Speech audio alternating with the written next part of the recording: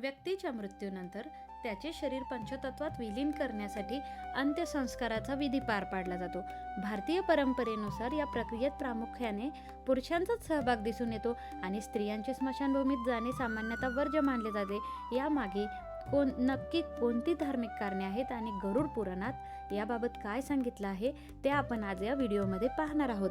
तर व्हिडिओला पूर्ण पहा आणि आवडल्यास नक्कीच आपल्या मित्रपरिवारासोबत शेअर करा आणि आपली अशी नवीन व्हिडिओ पाहण्यासाठी चॅनलला लाईक आणि सबस्क्राईब करा. तर आज आपण पाहणार आहोत महिलांनी स्मशानभूमीत का जाऊ नये. महिलांनी स्मशानभूमीत जाण्याबाबत गरुड पुराणात काय सांगितले आहे. तर मित्रांनो, गरुड पुराणात महिलांच्या स्मशानभूमीत न जाण्यामागे अनेक महत्त्वाची कारणे स्पष्ट करण्यात आली आहेत. स्त्रिया स्वभावाने अधिक संवेदनशील आणि भावूक असतात. स्मशानभूमीत त्यांचे अत्याधिक विलाप करणे किंवा रडणे हे मृताच्या आत्म्यासाठी अडथळा ठरू शकते असे मानले जाते.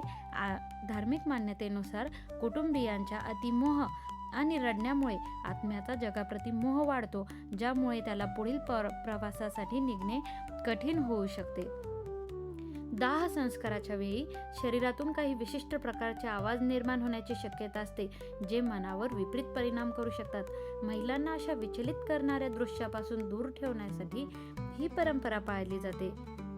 स्मशानभूमी ही अशी जागा मानली जाते जिथे नकारात्मक ऊर्जा किंवा शक्ती अधिक सक्रिय असतात.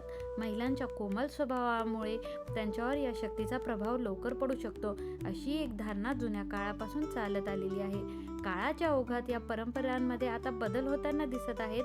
आज अनेक ठिकाणी महिला केवळ स्मशानभूमीत जात नाहीत, तर अंत्यसंस्काराच्या विधीमध्येही सक्रिय सहभाग नोंदवत आहेत.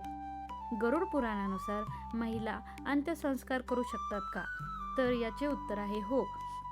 कारण गरुड पुराणातील प्रेतखंडमधील अध्याय 8 नुसार जर कुटुंबामध्ये कोणताही पुरुष सदस्य नसेल तर घराची महिला, पत्नी, मुलगी किंवा बहीण अंत्यसंस्काराचे सर्व विधी पूर्ण करू शकते. याचाच अर्थ असा की पुरुष वारसदार नसल्यास महिलांना ही जबाबदारी पार पाडण्याची पूर्ण अनुमती धर्माने दिली आहे. इतकेच नव्हे तर कुटुंबातील कोणताही नातेवाईक उपलब्ध नसल्यास समाजातील प्रमुख व्यक्ती देखील त्या मृत व्यक्तीवर संस्कार करू शकतो.